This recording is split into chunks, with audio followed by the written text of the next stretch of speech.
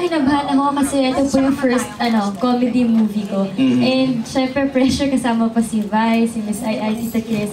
So kailangan mag-effort din kami para mapakita yung sa comedy side namin. And ayun, basta go with the flow lang, feeling ko yung ginawa namin. Sana maganda yung kinalabasan. DJ? Sorry. Kami naman, ako naman kasi trip ko talaga mag-comedy. Kaya nung binigay sa amin to parang na-excite ako kasi yun nga, trip ko yung comedy, ulitin ko ulit. Tapos, kasama pa naman sila, si Vice din, siya yung parang airpods ko dito kaya laugh trip kami dalawa. Airpod ka. Tapos habang nakagaon ako sa bahay, airpod ka dyan. Kainis yun na.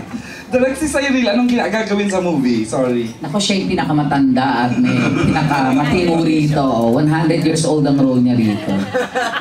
Bunsong anak ni Ai, tapos siya talaga yung matanda. Alam niyo yung, oo. Ang totoo kasi niyan, 42 na si Cyril eh. May sakit lang yung bata. Pabata ng pabata. Mukhang nag-enjoy ko to working with her, kaya walang ka-effort yung ginagawa yung role niya. Okay, sana diba? Kaya nga ganito kalaki yung pelikula eh, nakakalula. Kasi pag samasamahin mo silang tatlo, ilagay mo yung pinakasikat na love team, tapos pinakasikat na batang babae. O ayan, Sister Akas. Okay, thanks Direk Wen. Tita